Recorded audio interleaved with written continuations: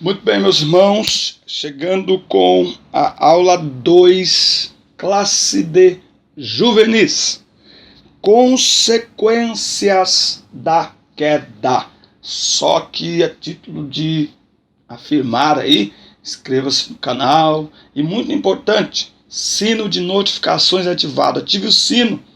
90% das pessoas assistem os vídeos pelo celular. Toda vez que eu postar vídeo novo da EBD ou outros materiais que eu tenho aqui nesse canal, você será notificado em primeira mão. Isso é muito importante. Compartilhe em todos os grupos, irmãos. Estas aulas, esse conteúdo é para todo mundo, para os alunos também. Mande. Quanto mais material, mais eles vão interagir. Fique atento à descrição dos vídeos. Tem todas as minhas redes sociais e mais material. O material em PDF que eu escrevo aqui, ó, para poder ministrar a aula aqui junto com vocês. Isso serve de complemento aí para a tua aula. O texto áureo da lição 2 da classe de juvenis, as consequências da queda, está em Romanos 2:5. Na versão da revista está assim, ó: mas segundo a tua dureza e teu coração impenitente, entesouras ira para ti no dia da ira e da manifestação no juízo de Deus. Na King James atualizada diz assim, ó: entretanto, por causa da tua teimosia e do teu coração insensível, e que não se arrepende, acumulas ira para ti no dia da ira de Deus, quando se revelará plenamente o seu justo julgamento. Muito bem.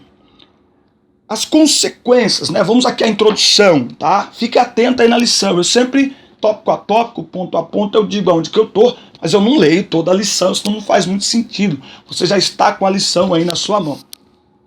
As consequências do pecado de Adão e Eva foram avassaladoras. Atingiram a primeira família em todos os aspectos. Do ponto de vista moral, a mudança também foi brusca e para pior. Toda ação provoca uma reação. Toda escolha traz consigo consequências. Resultados que podem ser positivos ou negativos e podem atingir não só o aqui e o agora, mas toda uma geração ou todas as gerações, como é o caso do pecado. Graças a Deus, que assim como o pecado atingiu a todos nós, por meio de Cristo, a graça alcança também a todos pela fé. Romanos 5, versículos de 2 a 20. Então, vamos ver aqui um pouco das consequências do pecado. Vamos lá, primeiro tópico, consequências espirituais, não é? Em relação a Deus. Primeira coisa, sentimento de culpa. Tão logo comeram um fruto proibido, a consciência, o sensor que existe dentro de cada ser humano entrou em ação. Tá? Então é muito interessante. Enquanto eles não comeram do fruto, estava tudo bem. Mas olha, a primeira coisa, culpa. Sentimento de culpa. Porque o pecado é tanto uma escravidão quanto uma culpa. Ele é um peso e ele também é uma culpa. E até por isso que ele escraviza as pessoas. Tá? Então, eles reconheceram imediatamente que algo mudou. E mudou para pior. Eles já não podiam sorrir da mesma maneira. Então você tem sentimento de culpa, coração endurecido. Primeira coisa que eles fizeram foi se esconder, o que é uma contradição muito grande, porque como se esconder daquele que tudo vê? E aí eu vou colocar aqui novamente aquele pensamento, né? Deus sabia aonde Adão estava, sabia. E mesmo ele tendo pecado, Deus vem ao encontro do homem. Por quê? Porque Deus está mais interessado na nossa distância do que no nosso pecado. Porque perto dele nós evitamos o pecado e se pecamos, há perdão nele. Mas distante dele, quanto mais distante, mais afundados no pecado nós ficamos.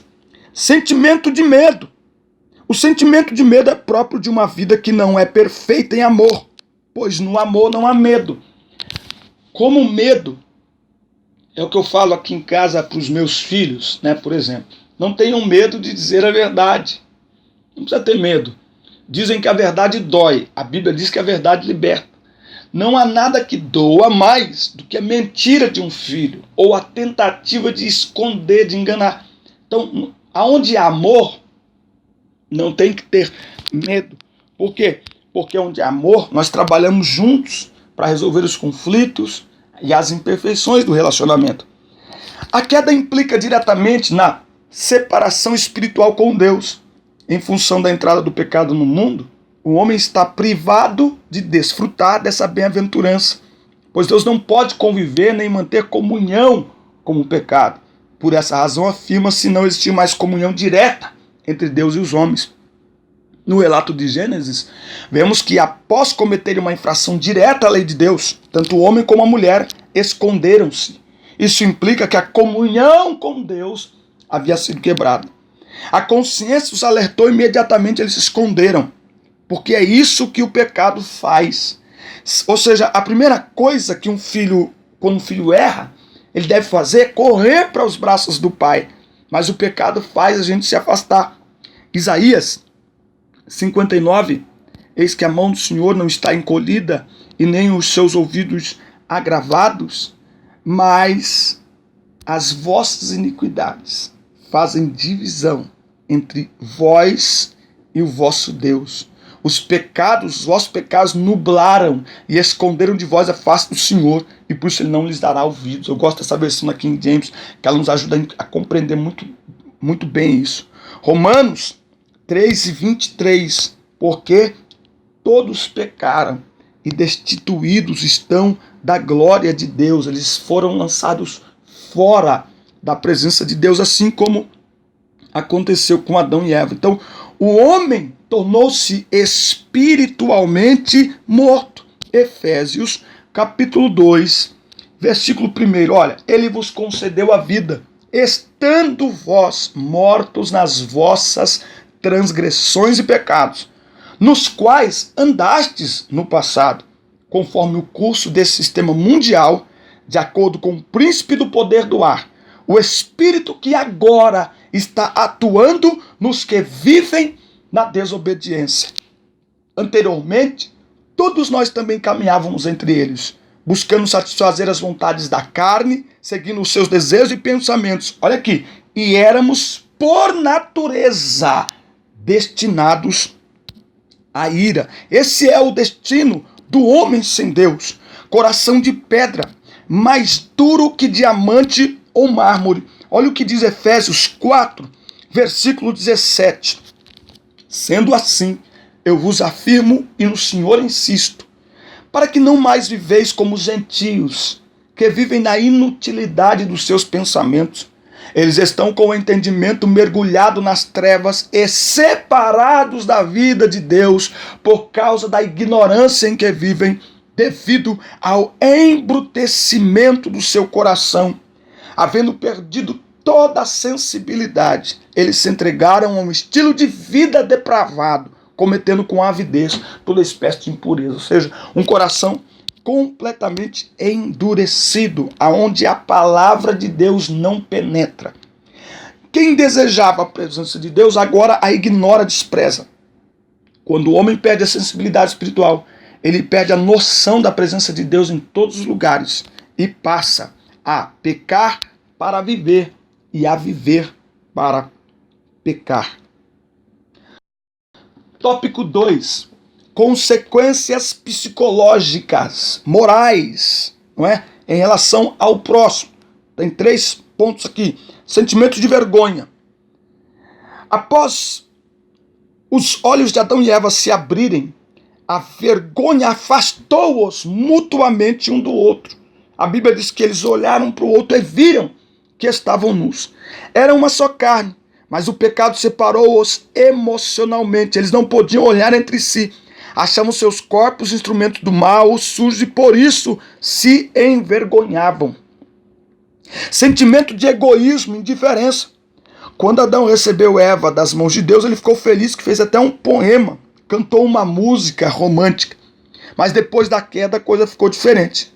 Quando Deus pergunta para ele, ele já olha e diz: a mulher que me deste, até ali era a minha mulher, tu és carne do meu osso, tu és osso do meu osso, carne da minha carne. Após o pecado, foi a mulher que o Senhor me deu. Ele nem diz assim, foi a minha mulher. Ele diz, foi a mulher que o Senhor me deu. Ou seja, o problema é a mulher e é o Senhor, porque foi o Senhor que me deu essa mulher, né? Então já há aí um sentimento de egoísmo, de indiferença. Desigualdade entre os gêneros dentro do casamento. Adão e Eva eram perfeitamente iguais, da mesma essência, mesma natureza. Depois da queda, o corpo da mulher vai sofrer uma série de mudanças. Prova disso é que no momento de dar à luz ela passaria a sentir dores fortes. E o casamento de igualdade e parceria, agora o desejo da mulher é para o marido. E ele a dominaria. Não é? E o homem também, a questão do cansaço, não é? No trabalho. O homem trabalharia, viu, gente? Mas traz aí o cansaço. O homem não perde apenas comunhão com Deus e harmonia consigo mesmo, mas em função do pecado o homem está separado do homem. Em Gênesis 3 podemos ler a seguinte declaração: a mulher que me deste, tal.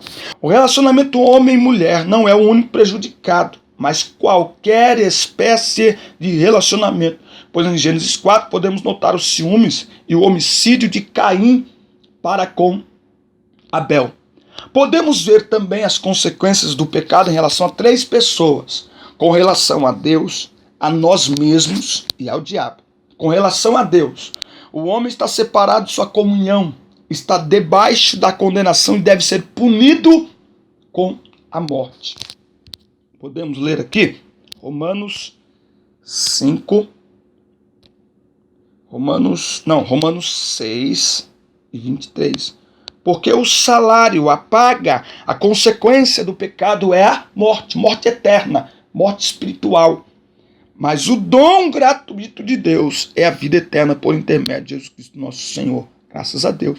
Mas num primeiro momento a consequência do pecado foi e ainda é morte eterna. Nós lemos aqui Efésios 2. O homem sem Deus está morto espiritualmente. Com relação a si mesmo, o pecado gerou culpa e angústia. Com relação a Satanás, o pecado nos traz acusação e escravidão, não é? O inimigo ele nos escraviza com o pecado e tem escravizado muitas pessoas com o pecado.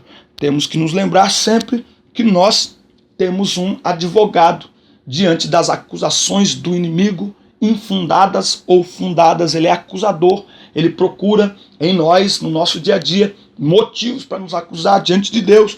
Não podemos esquecer, temos um advogado. 1 João 2,1. Caros filhinhos, estas palavras vos escrevo para que não pequeis. Se, entretanto, alguém pecar, temos advogado junto ao Pai, Jesus Cristo, o justo. Então, não peque, mas se pecar, saiba, vocês têm um advogado, ou seja, aquele que se arrepende e deixa, a Bíblia diz que alcança misericórdia. E é para isso que Jesus veio, para nos libertar da condenação, da maldição e da escravidão do pecado. Você sabe que ainda existem crentes que vivem como se fossem escravos do pecado, como fruto do quê? De não conhecerem a palavra de Deus. Por isso que eu gosto de Romanos 6,11. Assim, desta maneira, considerai-vos mortos para o pecado, mas vivos para Deus em Cristo Jesus. Portanto, não permitais que o pecado domine vosso corpo mortal. Ou seja, o cristão não pode mais ser dominado pelo pecado, forçando-vos a obedecer das suas vontades. Tampouco entregais os membros do vosso corpo ao pecado, como instrumentos de iniquidade. Antes, consagrai-vos a Deus, com quem fostes levantados da morte para a vida, e ofereçais os vossos membros do corpo a Ele, como instrumentos de justiça. Porquanto, o pecado não poderá exercer domínio sobre vós, pois não estáis debaixo da lei, mas debaixo da graça. Pela graça de Cristo, nós somos libertos do poder e da escravidão do pecado. Consequências sociais em relação à vida. A primeira consequência social foi a expulsão de Adão e Eva do jardim. Eles perderão o ambiente mais harmônico de todos os tempos. Lembra novamente uma frase de um pensamento que colocamos, não é? Adão pecou no paraíso. Jesus recusou venceu a tentação no deserto. O problema não é o lugar, é a atitude, é a escolha que se faz. Deus ainda disse a Adão que a terra se tornou maldita por causa de seu pecado. E, em consequência, ele teria que trabalhar duro para produzir seu próprio sustento. Que não se pense que Adão não teria que trabalhar. Teria que trabalhar. Mas agora, numa outra perspectiva. Não é? Ele teria que trabalhar a terra para que a terra produzisse, não é? O alimento. Então, a própria natureza. Isso trata o quê? Consequências sociais em relação à vida.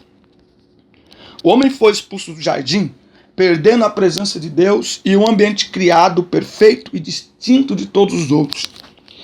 Mas é maravilhoso imaginar e perceber que o mesmo Deus que expulsou o homem de sua presença é o mesmo que proveu, por meio de Cristo, um meio de nos aproximarmos dele novamente.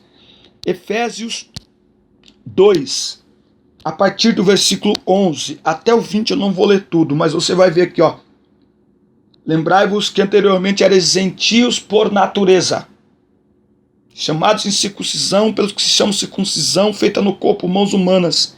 Naquela época estáveis sem Cristo, separados da comunidade de Israel, estranhos às alianças da promessa, sem esperança e sem Deus no mundo. Todavia, agora em Cristo Jesus, vós que antes estáveis distantes, fostes aproximados mediante o sangue de Cristo. Então, a graça, ela se manifesta. Por um homem, o pecado entrou e atingiu a todos os homens. Mas por meio de Cristo, a salvação, a graça, também está ao alcance pela fé de todas as pessoas. Muito bem. Vamos aqui à dinâmica do bumerangue, para a gente pensar um pouquinho como que funciona essa questão de consequência, no caso, consequência do pecado. Talvez você encontre um bumerangue aí numa lojinha de produtos importados, baratinho, ou então você pode fazer com EVA, com uma cartolina, né? A imagem do bumerangue, né? Para o pessoal, enfim. Mas levando um bumerangue ou só uma foto, uma imagem, todo mundo sabe o que é um bumerangue. Todo mundo sabe o que é um bumerangue. Muito bem. O bumerangue é um objeto de lançamento, que quando você lança, ele volta à mão de quem o arremessou. Então, se você conseguir um bumerangue, estiver numa área aberta, cuidado com os fios aí da rua, pelo amor de Deus. Muito bem. Nós temos aí a lei da semeadura. Você pode, junto com isso, levar aí algumas sementes, alguns grãos de feijão, enfim, algumas sementes variadas, alguns grãos de arroz, não é? Por quê? Porque nós temos que entender a questão da semente. A questão da lei da semeadura, ela nos ensina muito sobre consequência. Quem quer mudar o que está colhendo, precisa mudar o que está plantando. Tem gente que não está gostando da colheita, mas está semeando coisas negativas, está semeando coisas impróprias, está semeando o mal, está semeando a inveja, a mentira, não é? Isso fala também de escolhas. As nossas escolhas, as nossas atitudes, elas têm impacto para nós, mas elas também podem ter impacto para muita gente. Um agricultor, aquilo que ele planta, não dará frutos apenas para ele, mas muitas outras pessoas poderão ser alimentadas por aquele alimento ou envenenadas. Entendeu? Então, qual que é a ideia? A lei da semeadura é isso. Ela nos faz entender que vai ter volta, que tudo aquilo que a gente pratica tem consequência. O princípio da semeadura está em Gálatas 6:7. Tudo que o homem semear, isso também ceifará. Então, o que nós estamos plantando? Através de palavras, através de ações. Como saber se eu estou semeando bem? Se eu estou semeando de forma correta? É só olhar o que eu estou colhendo. quais são as consequências, os resultados que eu estou colhendo hoje, que eu estou vivendo hoje. Parar e analisar. Se eu não estou colhendo coisas boas e agradáveis, se eu não estou contente com o que eu estou colhendo, eu preciso urgentemente mudar a semeadura, mudar aquilo que eu estou semeando. Amém? Gente, que Deus abençoe vocês. Essa foi a aula na classe de juvenis. Um grande abraço. Fique na paz, assista, curta, compartilhe, mande para todo mundo. Boa semana. Deus abençoe tua casa, teus alunos, teu ministério, teus negócios, teus sonhos e projetos. Fica atento no canal, tem coisa nova vindo por aí. Tem live do Bem Casados. Espero vocês. Um grande abraço. Até a próxima. Deus abençoe. Valeu. Vamos às fotos no mural. Fotos da IBD por todo o Brasil. Vamos aí às fotos. Valeu, pessoal. Deus abençoe.